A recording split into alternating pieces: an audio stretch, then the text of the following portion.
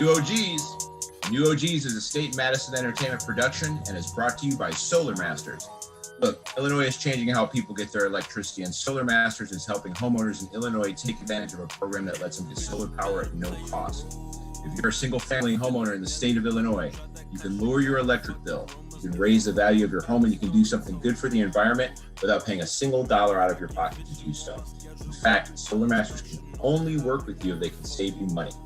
Solar Masters is a Black-owned solar dealer. They're a SunPower dealer, an American panel maker with over 30 years of solar experience. And for the end of 2020, they're also giving a $1,000 cash rebate to anyone who goes solar. They even have a referral program that pays out as much as $500 per referral.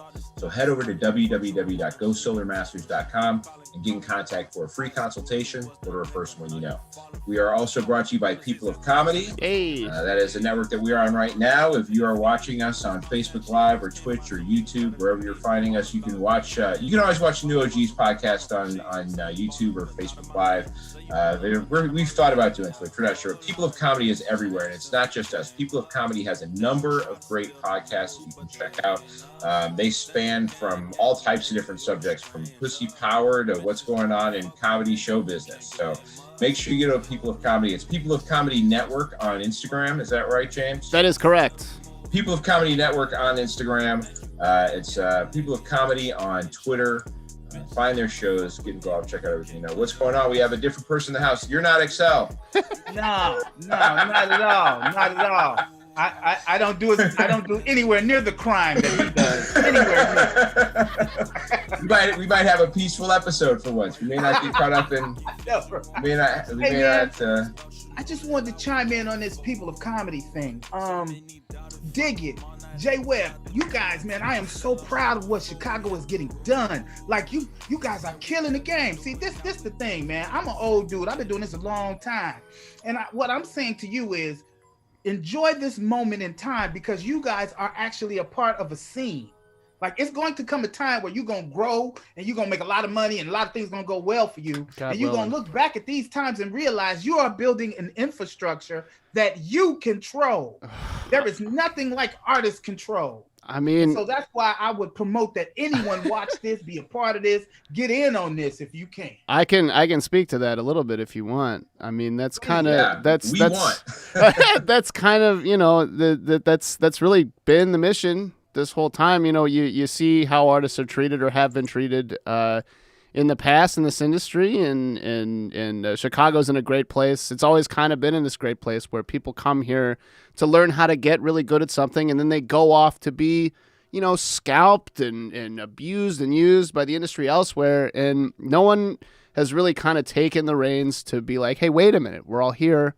Why don't we call the shots? And so it really does mean a lot to me, man, that you recognize that, and thank you, both of you and everyone else who's part of this network, for being part of building something better for artists and for the industry. That's what we're aiming at. So the squad is killer, man. I mean, I feel like, as far as this show, or for like X and my involvement and Rob's involvement, I feel like we just happen to be puzzle pieces. You know what I mean? Like not a bigger puzzle piece, not a better puzzle, just a nice puzzle piece, like a piece that fits though. Right. Well, we're all pieces, man. Like but I think I'm extremely excited over so many of the other people that are on the network. You know what I mean? Like, I pop into shows all the time, and even if I can't listen to everything for a long time, man, I've listened to so many different good pods on the network that I'm like, God damn, that's so hilarious, right? Like, whether it doesn't matter what it is, whether it's the Lobo Den. I mean, I could go down a whole list of stuff I've jumped in on and been like, man, that's fucking hilarious right now.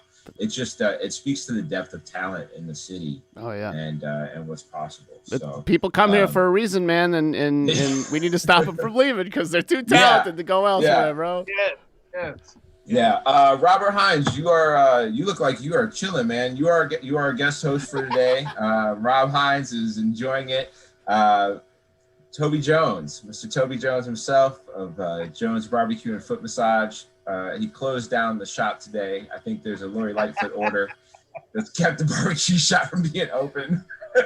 I am wondering what Toby Jones is doing during this lockdown, how he's putting his time together. I don't know if you plan on filling us in with that, or if that's something that's down the road. I can. There are some things I'm doing that I don't know what I could talk. You know, I'm in Hollywood now, and they make you sign shit to say you'll never talk about anything until they're good and damn ready for you to. So there's certain things I can't even talk about yet that are going on, but they seem to be positive. You know, like you know, because when you in this society, you don't know, they'll take the rug out from under your ass. I'm only laughing because I've lived in LA, and I will live in, like, you know, LA and Chicago are kind of like homes for me, right? Like, so like I've lived in LA, not in the sense of like I left it out of anger, out of the sense of like I'm not there at the moment, but we'll be there again. And I'm only laughing because like the ease in which you can have and then not have something in LA is like, it's like if you've ever been in a major city and thought you were about to catch a cab and then it rolled by you. You're like, damn. Like that, and there's nobody in the back seat, and you're like, what the fuck? That was my entire 2015. I mean, it just rolled up. I'm like, oh shit, this is it. And then I just watch it drive on by, you know. Just watch it drive on by. But I tell you this, Bobby, and I want you all to understand this. This is very important. I got a lot from you guys. I really did. That back in July, not this past July, but the July before that. That's how long the podcast has been around, y'all. Yes. When I left that podcast, I was a different person than when I walked in, right? And what I'm saying to you is I want to share that with you. I want you to understand what I'm seeing. So when you get to this point, you've already been there and you know. Now, it's never going to be exactly how once you experience it, but this is important to say, is that you guys control this. That's a big deal. And what I know now that I didn't know then is that even my thoughts control it. Like when you decide I'm gonna do some shit and you're like, well, I'm not going to take no. I'm going to find a way to make this work. And this is what I'm saying to you guys. This is an amazing platform. You guys are doing great work. And that's the thing you need to know. So every other time I was involved in anything, I was like, ooh, I hope they pick me. Not no more. I'm like, oh, they gonna pick me. Because if they don't, they're gonna miss a lot of fucking money. You dig what I'm saying?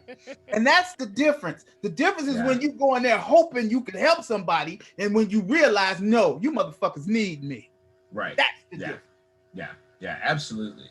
Yeah, your growth and I mean, you know, you may have gotten that from our show, but we for sure, and I think obviously, as you can see by the results of your last year and a half, we are not the only ones who felt that way about you. I think it was. I think there are quite a few people that were and it's interesting because in areas in which I've gotten to have success, I find that people who are already in those successful places will look at you like, man, we've been waiting. Yeah, we've been waiting on you. like we told. Remember when we told you like 3 years ago, this is where you're supposed to be, and like you're like, yeah, and then you just went on about your long head, like. We're not just telling you this because we nice. right, yeah. People who have gotten to points would be like, yeah, dude, I remember I told you when you first started that, like, you had, like, I wasn't full of shit. There'll be people that were already, like, it's interesting because it's people who are successful then when you actually weren't shit, who said something to you, and then you finally get to, and you run into that same person again. They're like, yeah, man, I wasn't, like, I'm not successful because I don't know. There are people who are successful who don't know what they're talking about, but there are some of those that you find where you're like, oh, that person actually does know what they're doing, right? Hey, Bobby, let me just make this one quick point, and we can Yeah. The reason why in some places it's so hard to believe is because the way we came up, everything around us was horrible, right? And so you thinking, well, like this shit, it's got to be horrible. So when people say shit to you, you like, oh, you just being nice. Because look around, everything horrible. You know what I'm saying? Then you get to a point where you're like, oh, they was telling me that because it was true. Yeah, you get stuck on this idea of constantly waiting for the other shoe to drop, right? Like when you don't come from shit, you're just like, yeah, but everybody's got a thing, right? When you grew up in a shitty situation with no money, everybody's got a gimmick that's like about to make some money. Like, yeah, I'm like, we gonna flip this thing, and then the truck gonna come, and then we're gonna be, and then they start, it's a problem. They start all the shit they're gonna do when they have it, as opposed to the plan. Everything's about the boat and this shit, and then none of it is about like what we doing on Tuesday. Of the work right? to get there. So when you finally start getting into a world where you're dealing with people that are supposed to be reputable, Like I had a friend tell me this at one point because like I had a succession of things happening, and I'm like, but I'm not getting too excited. And she was like, sometimes like it's just gonna be good for a while. Like it's okay to just admit that it might just be all right for a minute. You know what I mean? Like, because what did it hurt? Yeah, sure. At some point, something not great is gonna happen, but like. This thing where you just wait for them to come and like they're just gonna come take the house and move all your shit out and like I posted this the other day on Facebook. I have yet to live in an apartment that I felt confident enough to start hanging pictures on the wall. You're like, I ain't gonna be here long. I don't know, man. Who knows, man? I had in my Twitter handle, I had Bobby Antifa Hill for like 6 months. I don't know what fucking list I might be on at this point. I might be. And then proceeded to tweet shit that definitely backed up that thought process, right? Like it wasn't like I didn't do that and then just tweet cute animal pictures. That's what's going on, man. It's crazy. But it's, the year is coming to a close. We do have a couple Fridays coming up. By the way, Robert Hines is not just a guest for today, a guest host for today. He's going to be joining us. He is the newest new OG on a regular basis. Rob Hines will be with us. So I am super excited about that. It's going to be a lot. That added perspective is going to be good. I know you bring so much every time you're here anyway. So like, it's going to be good to have that perspective, and you catch some of the stuff that even X and I are catching it from some critical stuff. And another great listener is good. And I'm super excited about that.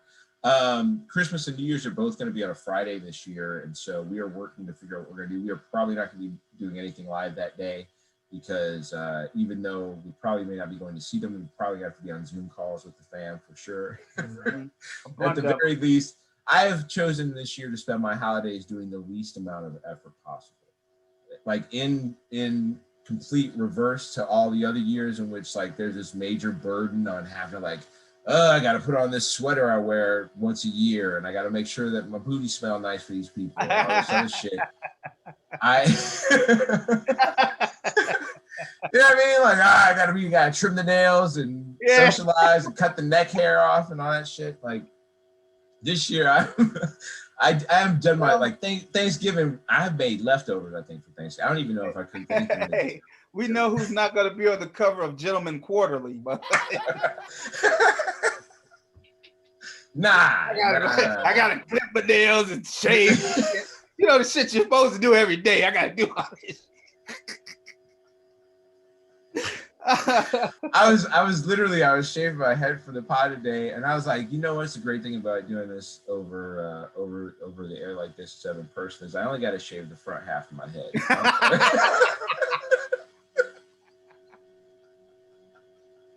You would laugh when you like, from here to back. Who knows what's going on, man?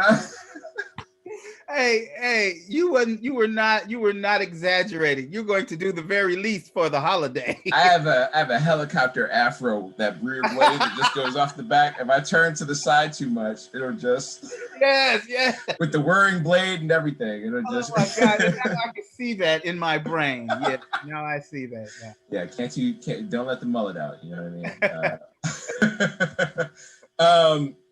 How is it? But I mean, we're excited to talk about the end of our year. How has your year been for you? Because it's been a tough one for a lot of people. But you started your year off with the thing that's created some help you be as confident as you are going into the end of it. How has your year been, man? Well, when I left you guys, what wound up happening was I started calling some people that I knew who were successful, like who was making money. And one of them, I don't think he wants to be known, so I'm not gonna say his name, but one of them was like, "Hey man, you should have been famous a long time ago."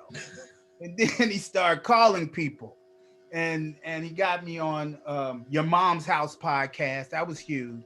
And then I did another podcast with a guy called Big Herc. His name is Marcus Timmons. Yeah. And the name of his podcast is Fresh Out. And I did a few episodes of that. And when that happened, when he released the first grouping of it, because he releases it every 15-minute segment. And when he released the first grouping of it, he was like, "Man, you going up real fast, dude. Like a lot of people like you." And so I'm thinking, okay, I'm not untalented, you know what I'm saying? So I think it's gonna work out, you know, but I don't understand exactly what's happening around me, right? Right. And what was happening is, because I remember when we first started, you were like, "You're gonna have to show me how to use Instagram, man. I got I got my Christian name on this motherfucker. I got an old church pic as my avatar. Help me." Hey, y'all don't understand how true that is. You know what I'm saying? Like, we don't have nothing but each other, so we be calling each other, and they don't really need shit. I'm calling them all the time. That is so funny because I had to call Bobby like, "Hey, man," and after a while, Bobby got tired of trying to tell me shit, so he was like, "Look, if you just go to YouTube, you know the shit that you do. If you just go to that and start typing in tutorials, it'll tell you how to do." And that was the best advice, man. I ain't called Bobby since. I'm like, "Oh, fuck Bobby. Let me go to YouTube." Listen, the thing is, I am not smarter than you. I just found YouTube tutorials before you did. And I was nice enough to share that with you so you could also feel like a smart person. I didn't feel intelligent helping you. I just felt like I had looked some shit up that you didn't look up yet. That's all. Oh my God, that was so funny. After that, man, everything started changing. And then finally, a couple of people were telling me about TikTok. So like in January, I did the podcast and everything was going on. And then I had a kidney transplant. I used to be on dialysis. So I got a kidney transplant in February. Right. And when I got out of the hospital, somebody sent me a link. And the link was a TikTok reference where me singing the Jones Barbecue song. And it had like thousands of people making these videos. And the videos had millions of views. And it was like a whole set of I was like, wow, this is cute. This is all I'm like, this is cute. And then, what a nice homage. You know? And so as I'm recovering and I'm getting better and better and more physical, I'm starting to be able to be up and do stuff. And we're in pandemic at this point. So I'm like looking at my phone. Yeah, because you got your kidney I remember you got your kidney during Mardi Gras because I was at Mardi Gras. Yes. Probably spreading COVID. I have no idea. I was patient zero. I was like, I'll be down there in the middle of that shit. This shit ain't gonna get better in the summer. Look, it's hot down there where he got it. And he nasty, so. Exactly, man. But that was in February, so like the pandemic hit literally like right after that, right? So you were at home, you were at the crib. Right. So I'm getting stronger. Because it was a very invasive surgery and it was rough, but it got relatively easy, relatively quick. You know, easier, relatively. So I'm up now and I'm doing things. And somebody had asked me, "Are you on TikTok?" I'm like, "Nah, I ain't on TikTok." And so finally, when I did get a TikTok, I thought it said something about you couldn't change your name on it. And I didn't feel like fucking with it. I'm like, I don't want to make a decision right now. So I just left it alone. And then I finally created it. And about a month in, nobody's following me. And I'm not saying nothing. It's just there. Right. This dude, Poppy_Dre1. He came into my inbox on Instagram and he was like, "Hey, man, a lot of people are asking me about you." He said, "I have 600,000 followers." Now, since then, this dude got 800,000 since then. And he was like, "I'm gonna add me. I'm gonna add you. Do a little 'where are you now' thing about you." And he does this, dude. The next day, I had 55,000 followers. Jesus Christ! By the end of the weekend, I had 100. Now this was a month ago. Right now, I have 295,000 followers, and it's starting to wane a little bit. People are starting to unjoin because I don't do shit but sit on my couch and talk. You're not dancing right now. I'm not doing it. It's funny though because now's when you're actually saying the important shit. You got some shit to talk about now. This is the vital part. Yeah. So you picked up 300,000 followers essentially in a month after. Yep. Now because you didn't used to be able to control. You didn't have control over Toby Jones or Jones. I don't. I still don't. I still don't. But you can't say I didn't play him. Right. You know what I'm saying? So they can't really say much about that. And they've been doing things that didn't really include me. So I don't see any reason, it is what it is. If other people are reposting versions of it and like getting millions of followers off that, the guy who actually played the part should probably have the ability to do that too. You know what I mean? That's a mess. So you've been staying quarantined in California right now. Are you down on the vaccine that's coming out? You know, they got the vaccine coming out. They released it in England that William Shakespeare got a vaccine. They letting dead motherfuckers come back and get vaccines now. What an asshole parent to have, like, you're in England, right? Your last name happens to be Shakespeare. You have a kid, and you're going to put this burden on this motherfucker. You know what? He probably might be related to the dude the way the English are. You know what I'm saying? Right. Well, you know, most of them are. Down, you know. So like that jeans. might be his, you know, yeah, he might be his great right nephew or some shit. Yeah. How do you feel about the vaccine though, man? We brothers, we've got a history of shaky vaccine experience in this country. Yes. If I hadn't just had a transplant and if I hadn't built up a rapport with the people that used to take care of me, and I know that these people wouldn't tell me things that weren't true. And everything that they've told me to do, I've done it and I felt better each time. Even though I don't trust these people at all, and I wouldn't tell anyone else to put themselves in the position where they need them like that, I think that I would probably take the vaccine.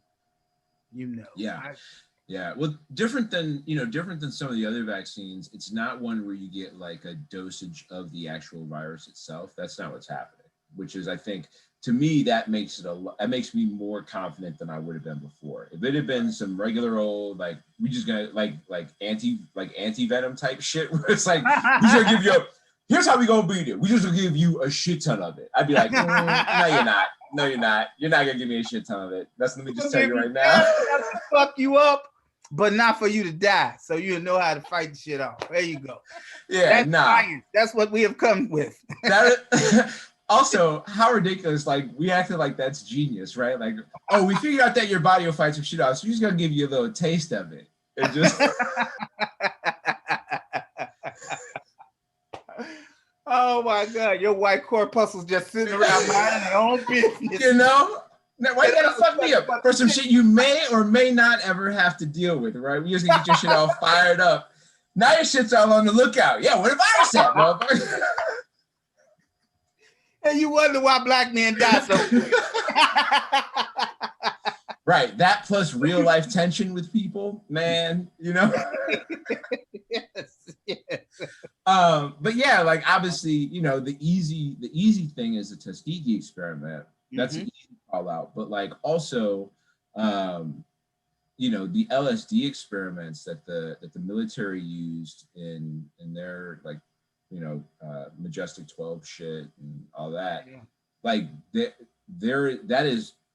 that's all documented true shit about the cat with the military who had like carte blanche, and they were testing it largely on prisoners, on like inmates. And obviously, I don't think we need to if you watch this podcast, you probably know already the percentage of inmates that are black compared to not black, or people of color compared to not people of color. So if you're wondering about who got most of them LSD tests in, you know, Northern California back in the 50s and 60s. Oh my God. You know, it's probably a bunch of gay black dudes. It's probably what it was, you know, because they were locking up gay people in the 50s and they were locking up black people in the 60s. Right. You didn't fit the top criteria. And black people are not immune to that. Yeah. You So know, skepticism about a vaccine is a real deal, you know. Right. I wouldn't, you know, otherwise if I didn't have to, I wouldn't, because either way, I'm kind of screwed. So let's just say they are telling me the truth and I don't take the vaccine and I just got a new kidney and I have a compromised immune system already. You know, shit, I need to be able to fight the shit off, you know? Yeah. But if go ahead. No. I mean, but if they fucking with me, they'd already been fucking with me, because I done got 2 or 3 of these motherfucking vaccines already. That was the old kind, so they didn't kill me. So we'll see.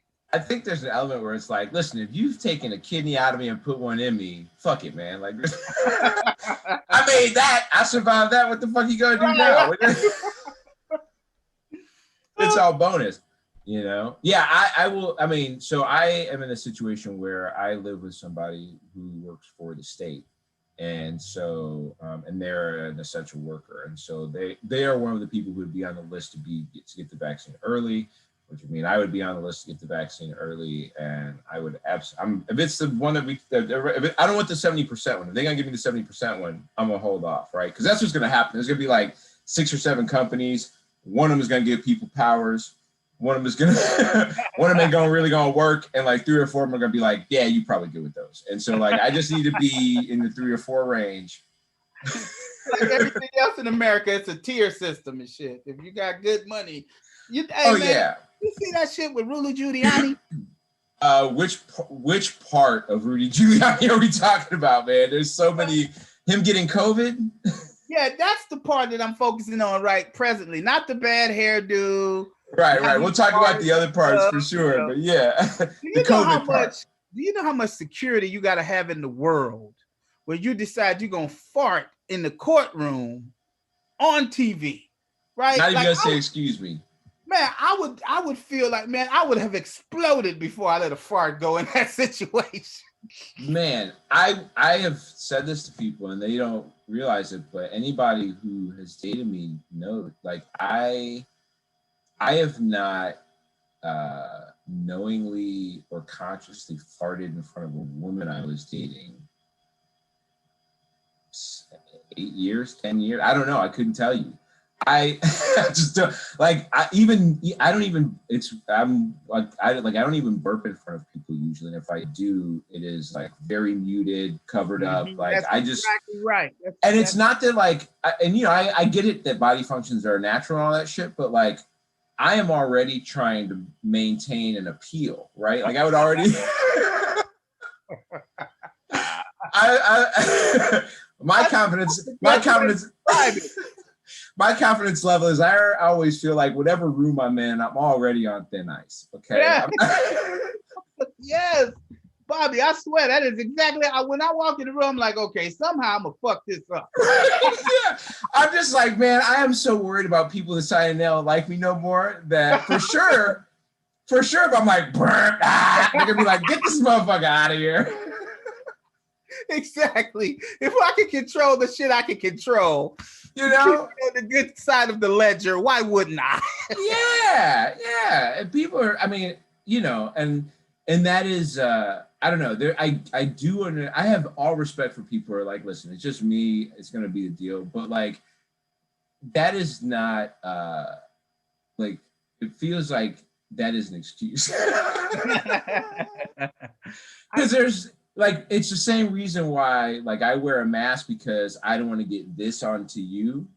If I have like a bodily function, I'm going to try and go somewhere else because I don't want that being a part of your experience either. Right. Like, being around me. Yes, exactly. Like burps smell and are disruptive. Yep. Like, I don't want that in my face. Like, no, of course not. And if it just slips out and I catch it as much as I can, I'm going to apologize for having done it. Probably longer than I should. Probably longer. Right. I make mistakes all the time. And I'm thinking the mistake that I've made is going to get me canceled when people already forgot about it and shit. Oh yeah. Dude, learning how to sleep in ways in which I snore the least or not at all. Like, like how can I make sure nobody's gonna be like, nah, you can't sleep here?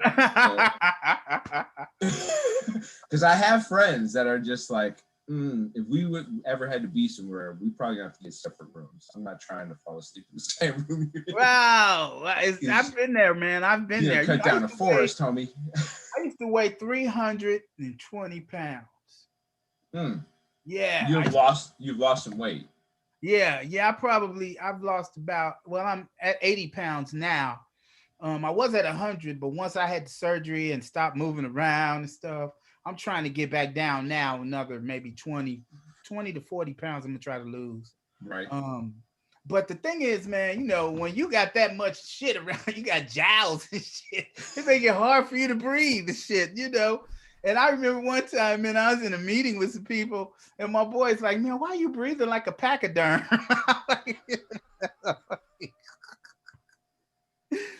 Oh my God, dude, I was way too big, man. I'm at 5'10" at best. You ain't supposed to be 320 pounds at 5'10". What is that? You having that underbreath thing going on? You kind of like you breathing even when you're not supposed to be breathing. Yeah, and you got shit blocking off your airways. You hear, so I know what it's like to be a snorer. I don't snore anymore now. Yeah, really. I had it's sleep amazing apnea. how that changes. I don't have that anymore, any of that. It's amazing how that changes, man. It's amazing. Now, does 300,000 TikTok followers, does that make you rich? Are you in need of this stimulus bill like the rest of us are? Hey man, I'm on the same shit I'm on my grind. I'm saying as soon as they open this bitch up, it's gonna be like I'm gonna be at the starting line ready to run. I'm coming to a town near one of you motherfuckers. I will be in town. You understand me? I'm going to work in every fucking club that open up a door. You dig? I'm coming in there and I'm gonna do these horrible ass jokes and I'm gonna ride to the, and by horrible I don't mean the quality of them. I mean the facts that they present. You know what I'm saying? The reality I'm gonna give you is horrible, but it's gonna be funny. Absolutely. And so that's what I'm waiting on, man. I'm waiting for them to, because shit, I didn't know. Some of our favorite clubs, when I asked them for money, they was like, "Oh yeah, we thought you'd have been asked for more money." Right? Shit, Jan, he's found out. He's realized he's really. Well, the jig is up. We got to pay him like we pay everybody else now. And whose fault is that? That ain't nobody's fault. No. Women make 78 cents to the dollar of every man, and Rob Hines makes 79 cents to the dollar of every man. Man, it was a whole lot less than that. I ain't gonna even lie, bro. I felt embarrassed asking people for money. Yeah.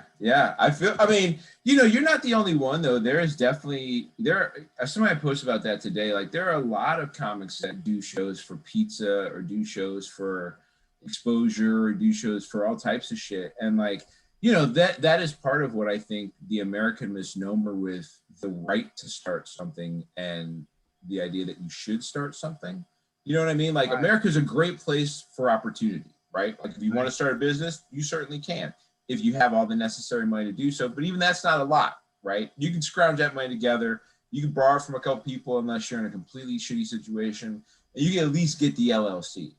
The problem is that people think that because they've done that, they have the right to just do it any old way, or that it should work just because they have the business or they have the idea. And it's like, no, like I'm sorry. It's great that you get to live in a city that has all this great talent. But I remember, I was a part of the house music scene in Chicago in the 90s. And I remember my DJ friends then being like, I don't play in Chicago because these motherfuckers always be wanting me to take a discount. And like, if you can go play in, I have a friend who's a huge house DJ who was like, I can go play in the side of a mountain in Sweden for $10,000.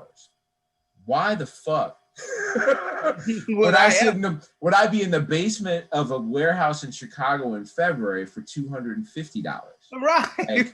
What is that? Like, what is that? Like what are we talking about? At the door? And that's not a knock on Chicago, and that's not a knock on only having $250 to pay somebody. It's a knock on like artists not recognizing their wealth, right? Or their value or what they bring. Mm-hmm.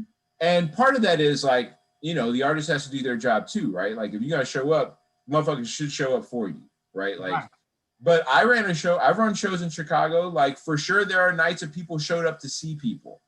Right. Like that is, right. There are definitely nights where comics have earned their payout where I'm like, yeah, you earned this and a little extra because you had 15 motherfuckers that are like, I'm here to see so-and-so. Right. So like, but like, if you're going to run a show, like, part of starting a show is having a budget available that you can give something, even if it is $10 a comic, 15, something to say, I appreciate that you showed up here, and a value that is like more worth it than sitting at like now, especially because of all this shit, you can sit at home and you can curate a following with a little bit of internet money. You know what I mean? Like you put a little money into some self-promotion and you can do this shit. And like, why would you go drive somewhere or spend bus fare to go show up at a place where like the house is packed and the producer's happy and everybody and buys you a round of drinks at the end and sends you home with a signed picture of the show.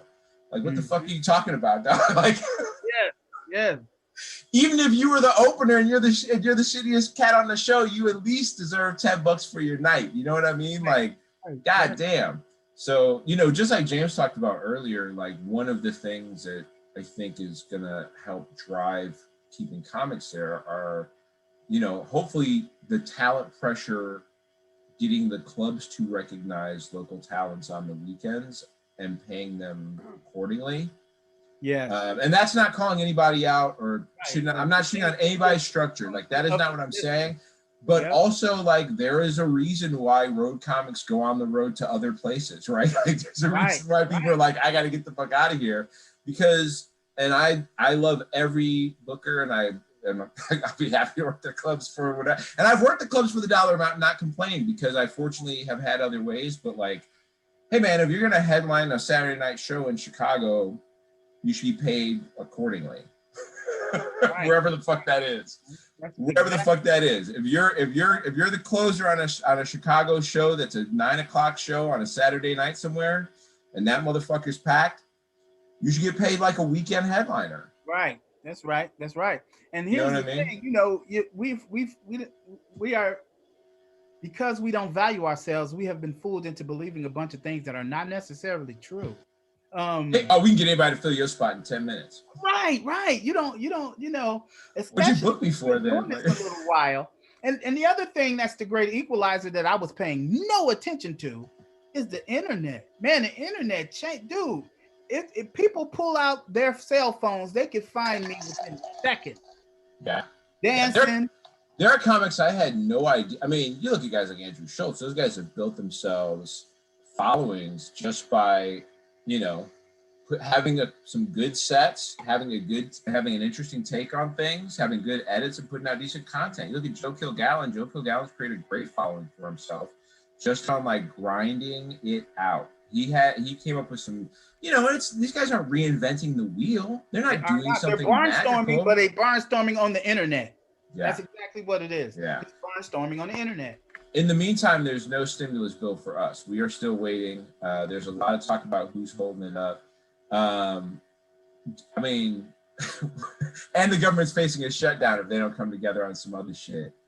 And apparently I was trying to figure out what the holdup is. There's an issue between what each of them wants in the bill. So like additional aid to hard hit states from COVID is a holdup because the Democrats want that shit.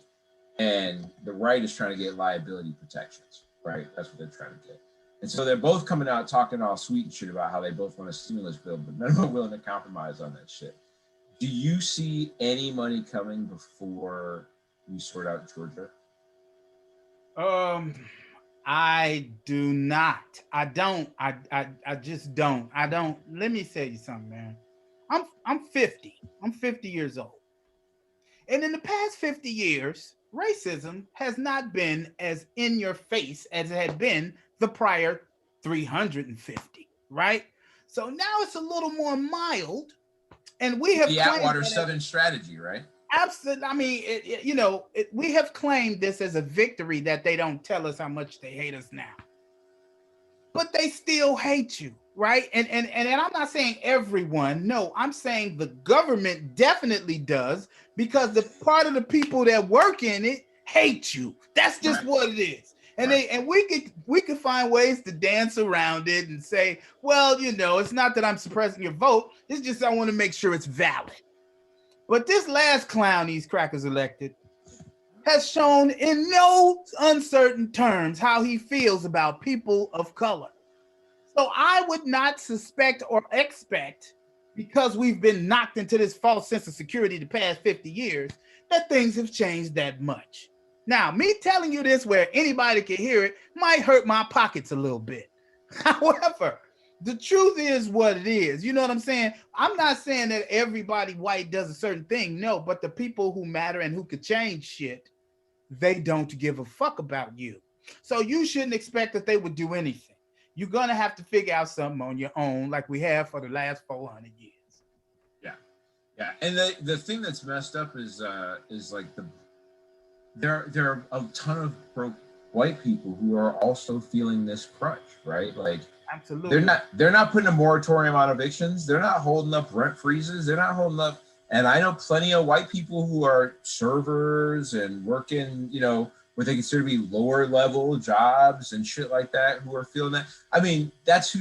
Everybody's like, oh, now these white people out here corrupting the Black Lives Matter movement. No, those are just also broke ass white people who recognize the system is fucked up.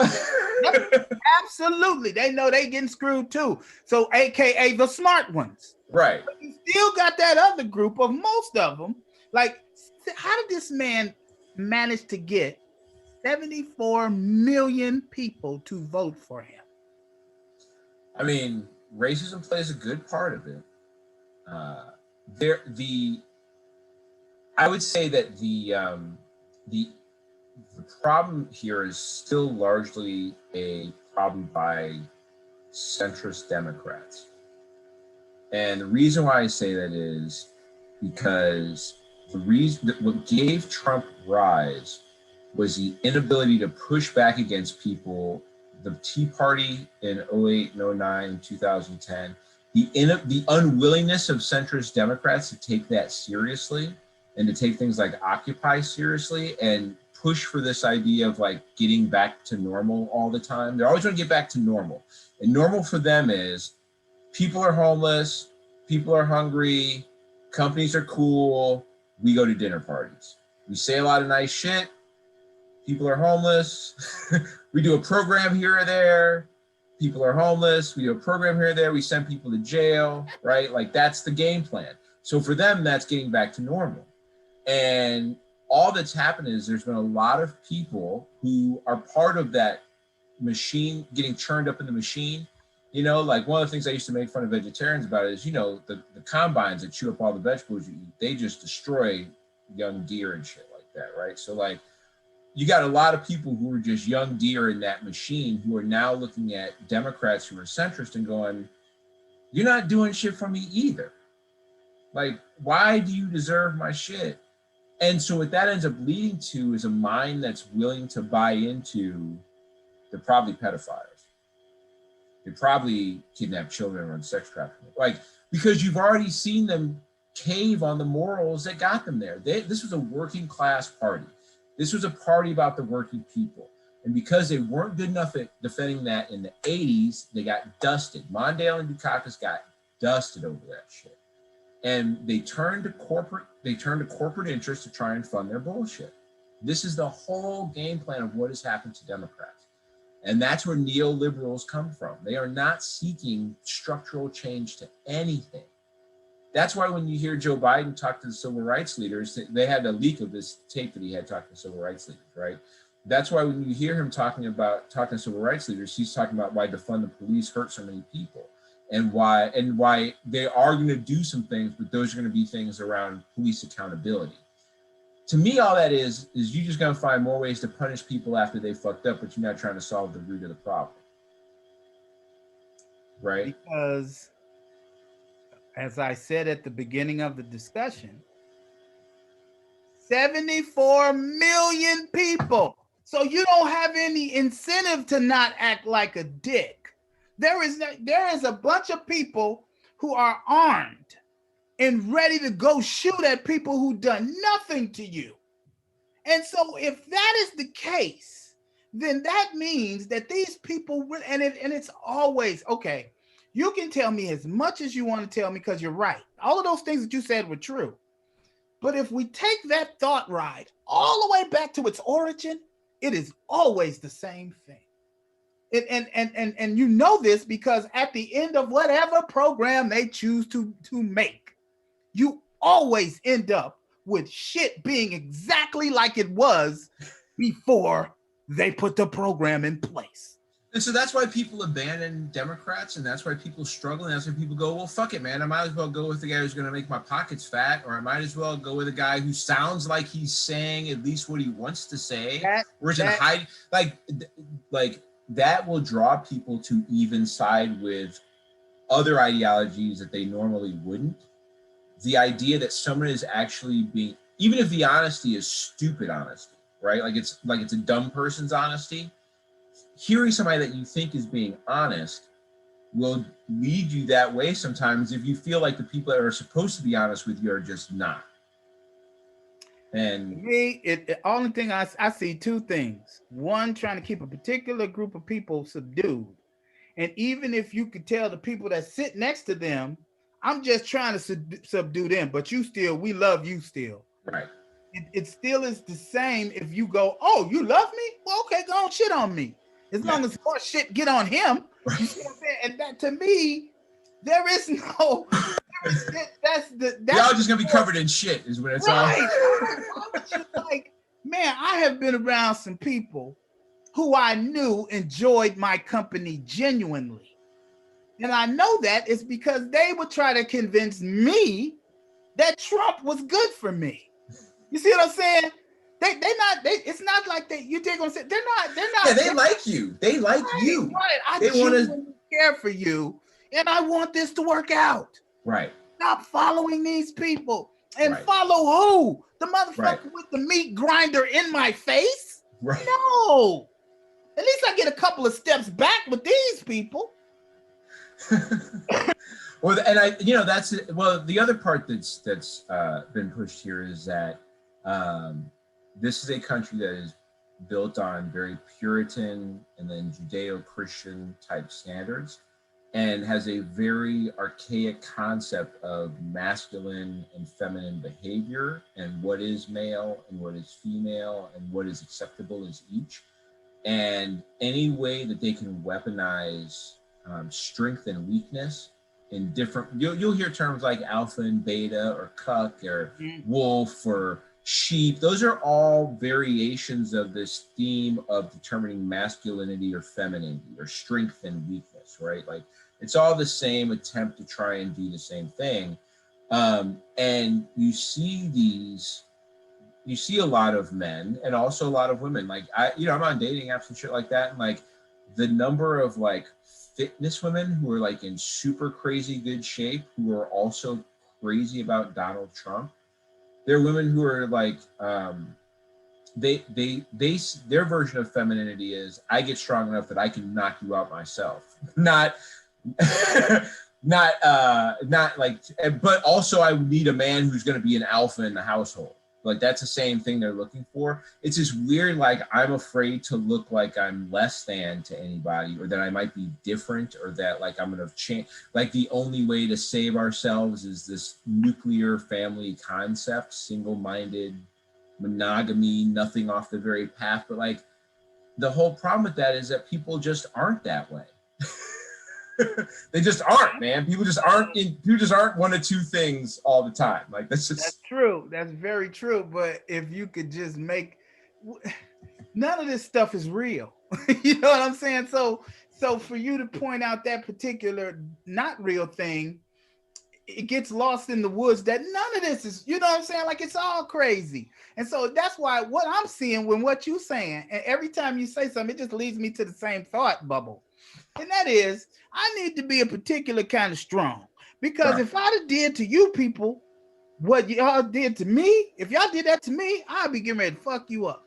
And I don't understand why y'all ain't done it yet. Do you know what I mean? This is what they thinking. So they getting themselves ready. You will never. That's why them two white folks stand in front of their house while people were walking by with they armed to the two. Ain't nobody ain't nowhere near your crib. You just want to, hey, if you come back here, we're shooting you. You know what I mean? That is very true. Like, there's those moments, and I'm sure you've had these in a relationship where like you know you done fucked up and you're just waiting for the get back.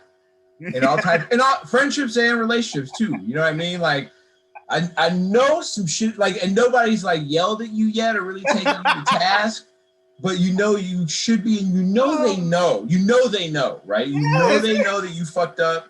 And like you're in the same room and you both are just like waiting to get balled out about some shit, but like nothing has happened yet. And you're just like, and I feel that is a version of white person in this country where there's like, why haven't you? Because if it was me, we'd have had this conversation already. It's been dealt with long time ago, because I don't take this shit. You see what I'm saying? There's an element of the relative calmness of people of color in this country. And, the Joe Biden leaked audio, if you haven't listened to it, you should definitely go find it. The Intercept has a podcast called Deconstructed that breaks down all the audio that was in there. And he gets on with civil rights leaders, and it's like, what's his face? Al Sharpton. Al Sharpton and shit like that, which is already like, okay, fine, right? Like I'm already right.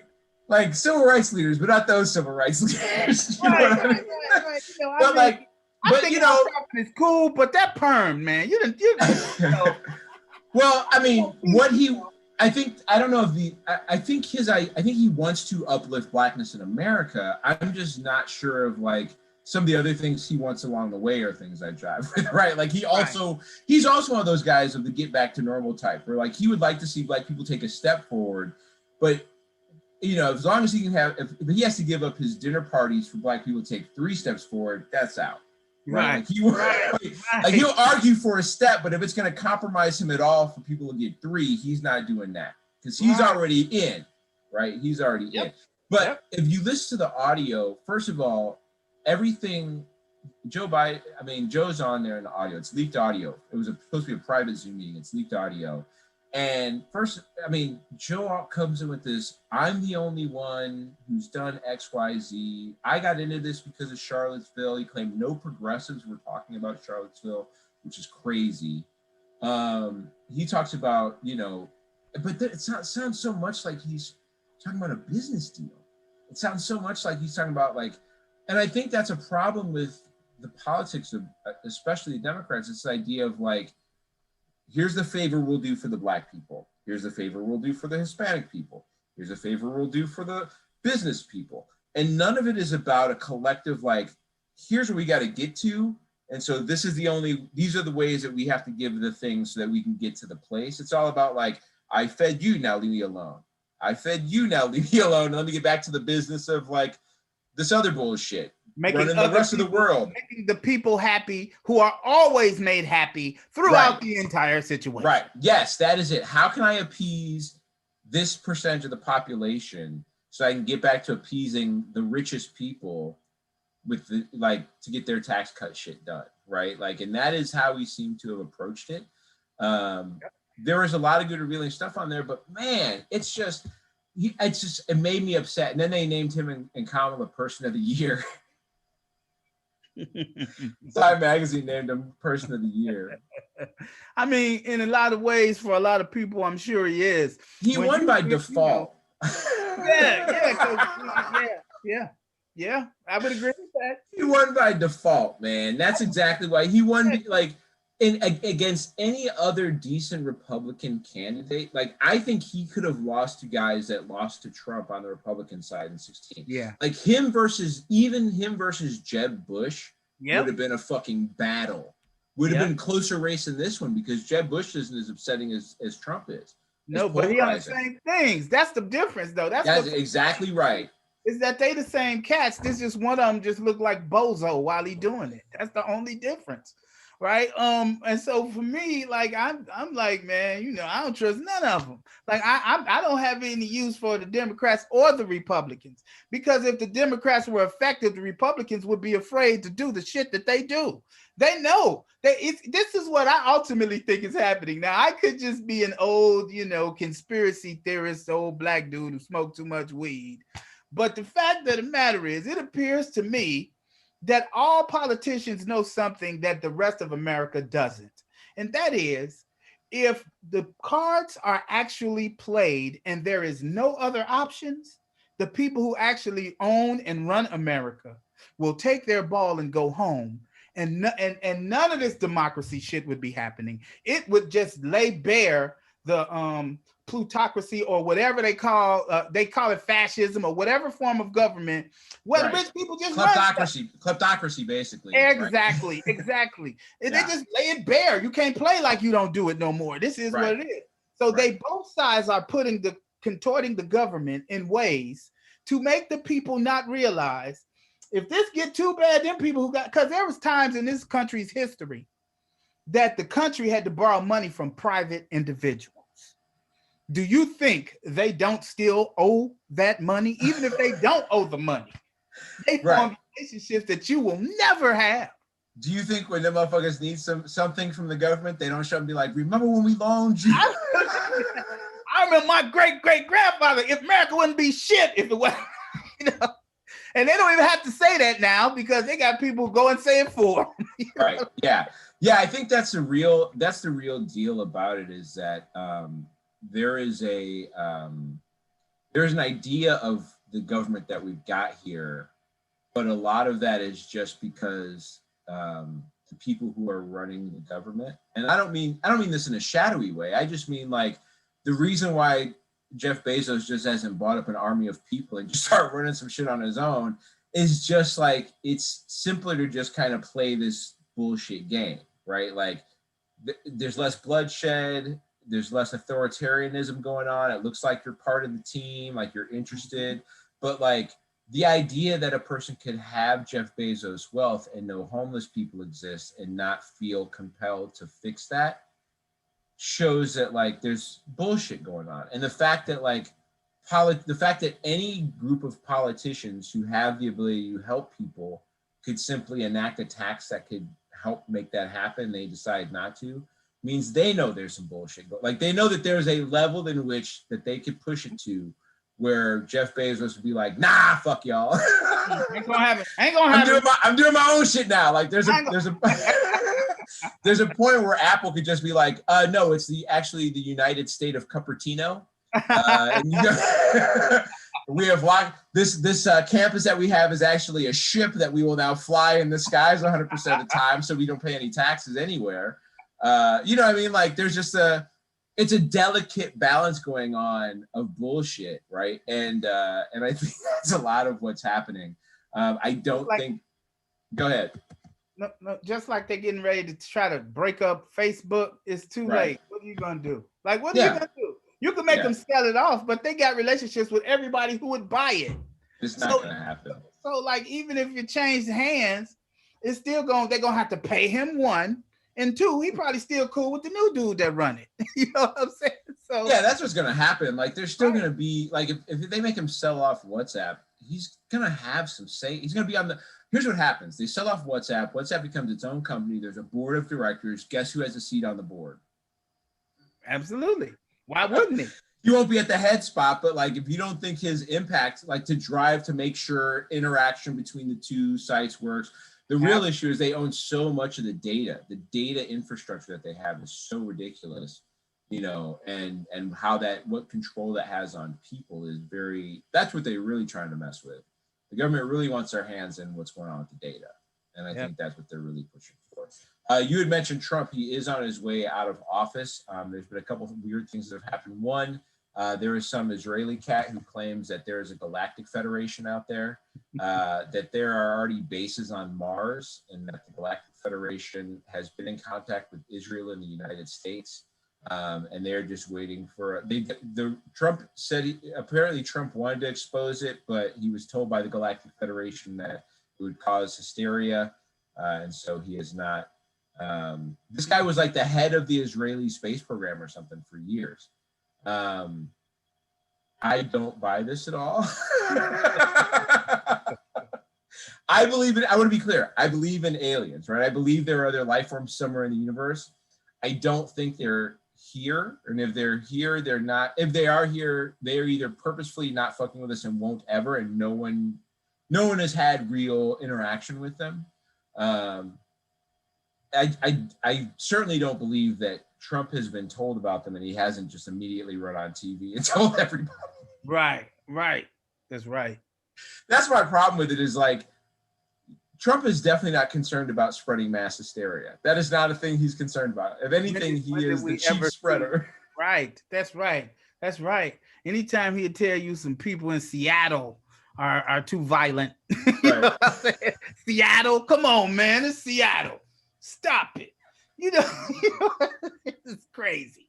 I also the great way to hold on to your seat of power is to say that there is an impending alien invasion, right? Like, yeah, we're not voting me out right now. There's goddamn aliens on the other side of Mars. And the people out there in Seattle, people in Seattle are so violent, they need a shit ton of coffee just to stay awake. I will say that's a disappointing thing about Trump's tenure. I thought for sure like we would have gotten a lot more insider information. Like, I thought by now he'd have told us who shot JFK for real. I thought he'd have told us if mind control was real. Like, I was expecting him to be like, all right, so today, just bust out a book and be like, here's the shit I found out about 1922. Hey, well, this what I know. This what I found out. These motherfuckers got an X-ray they can shoot at you to make your skin feel like it's on fire. Who knew they had that? But thanks to this president, we now know they will use that to disperse. They're like, we decided not to use it. But that don't mean you don't still have it. Right, you have it. They didn't break it down and put it back into the parts sections. What made you feel you needed it? You dig what I'm saying? I thought we were free. Why we got to have an X-ray? What is that all about? You get the skin burn and X-ray. Yeah. Well, he's down to he's on his way out, and on the other end of things, speaking of crazy shit like that, he had his the 9th execution since July occurred last night. It is the 9th since then. It is I think there's 5 more scheduled to happen. It's the first time I think that a lame duck president has executed anyone. And these are largely at the tail end of this. It's like 4 Black people and a woman that are being executed. How many people total? This year, or since he started with the people. In July, it's been 9 since July. So there's 5 more. So we're talking like 14 maybe total, 15 total, something like that. They started off with white people, and they started off with white people who kind of be like, see. We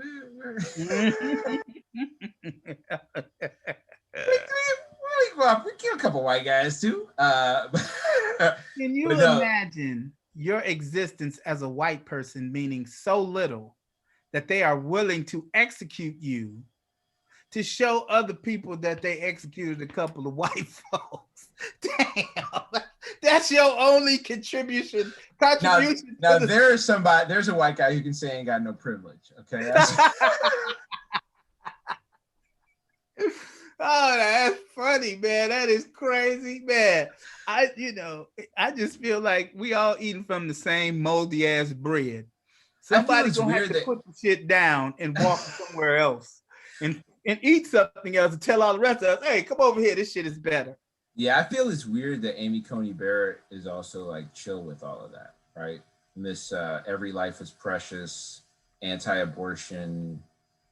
I mean, I've always struggled with that idea as someone who is pro-choice and anti-death penalty.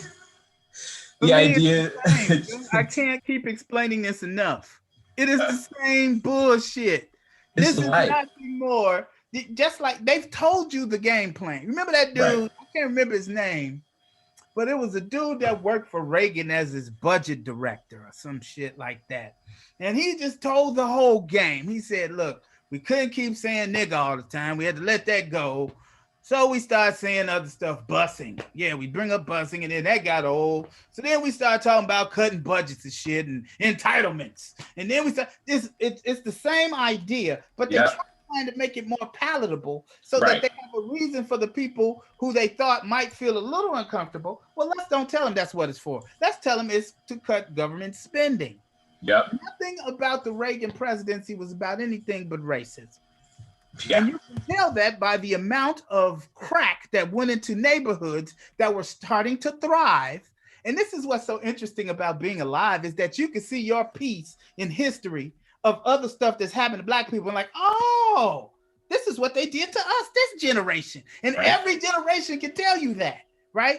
And so to me, if that's the case, then there's nothing, all of it is around that. All of it is around making sure you don't realize how useful you really are, but to still be able to use you. The Matrix. It's the whole Matrix.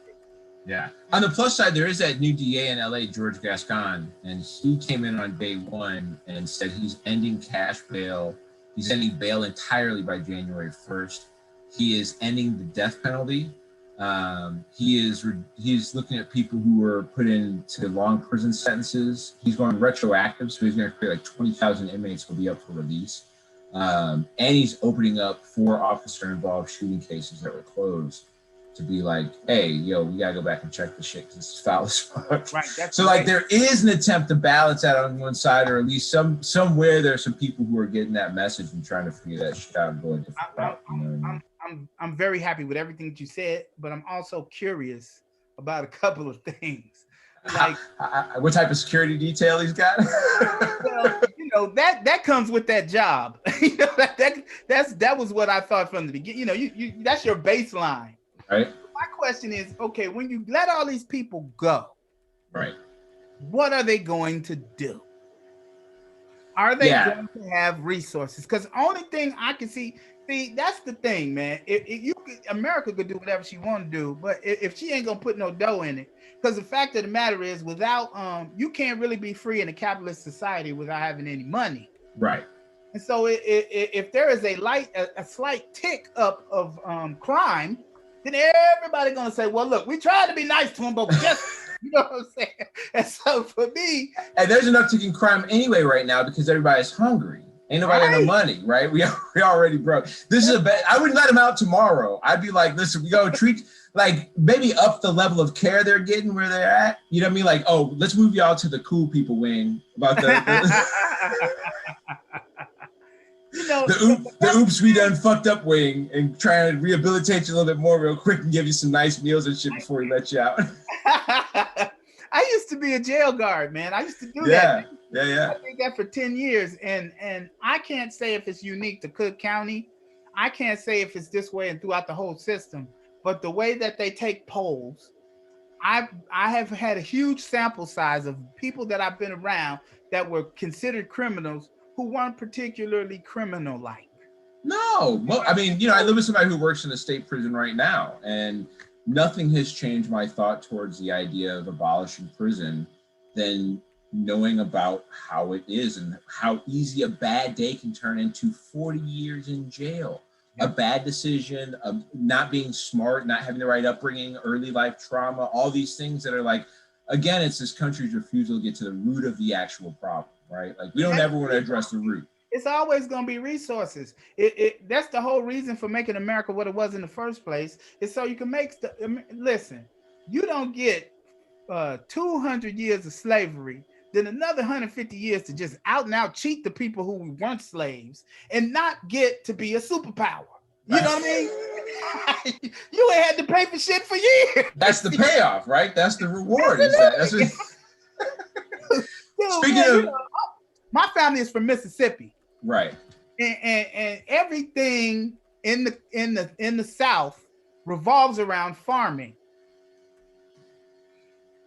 Before there was a tractor, there was a nigga. Yeah, right.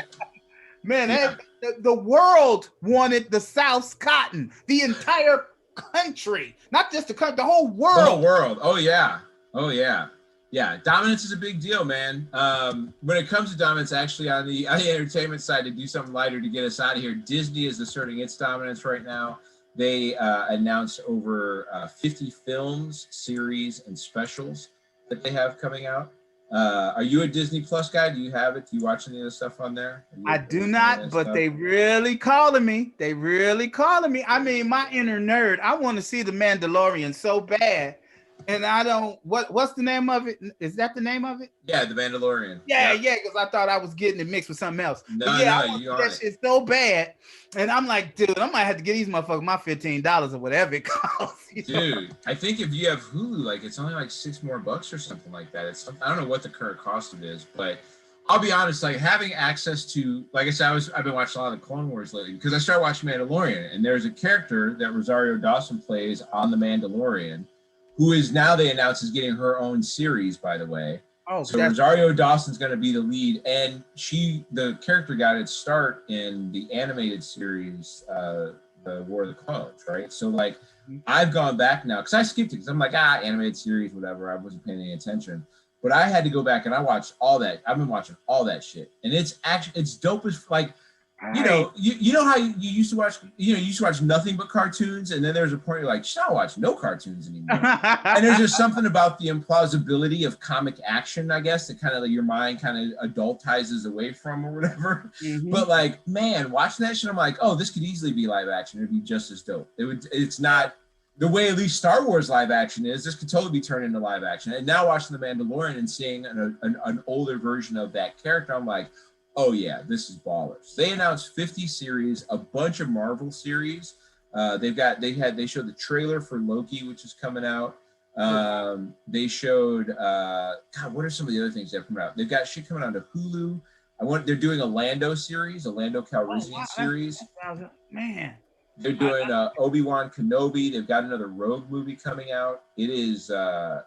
They're doing another Pinocchio. They're doing a prequel. They're doing an earlier version of Buzz Lightyear's life, just called Lightyear, and they got Chris Evans doing the voice for that. Wow. So yeah, they announced a ton of crazy shit, which is pretty wild. So yeah, get Disney Plus. It's pretty dope. On the DC side of things, Batman they have a new Batman in the comic series. They finally got a brother playing the role.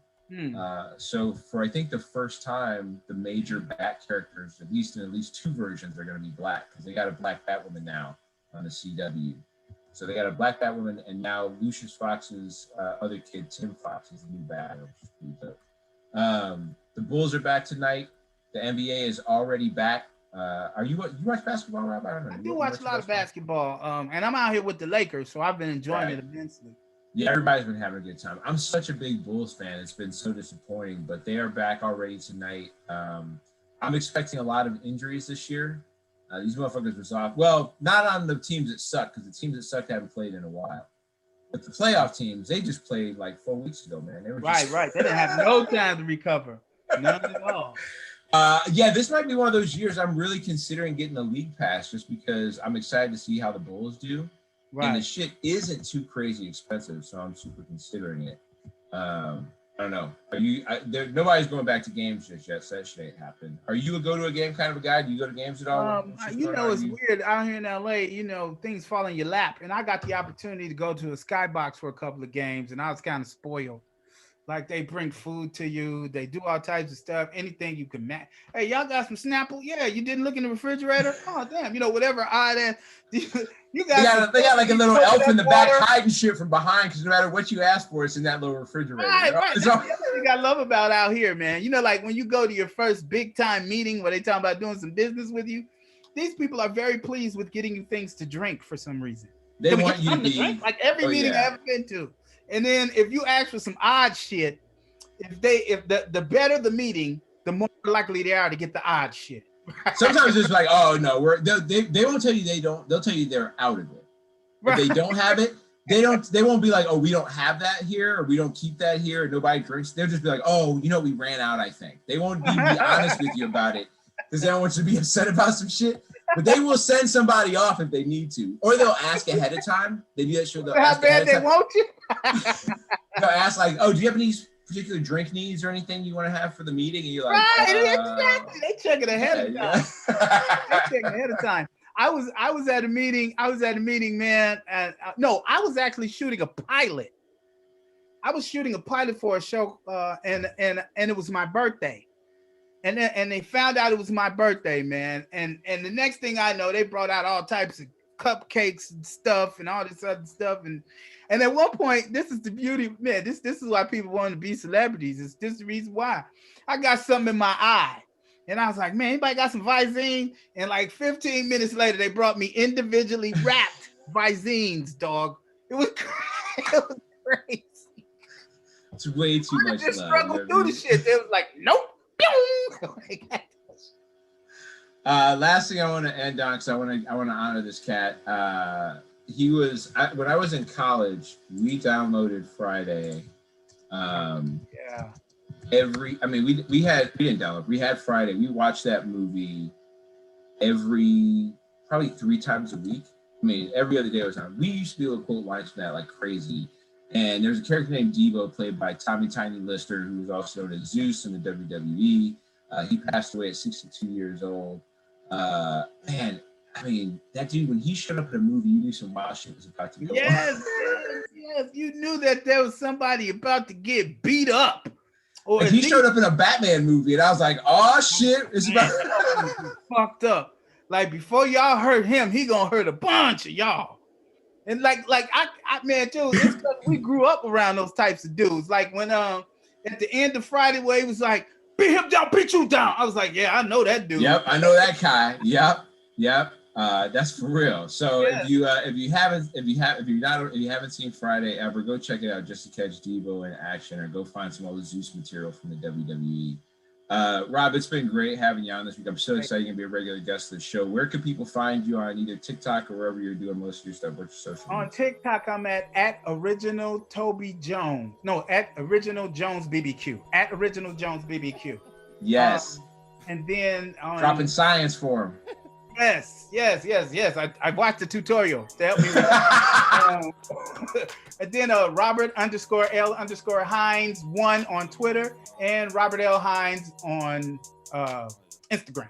Our next goal will get those to all be the same. That'll be the next move. We'll get them all get separate.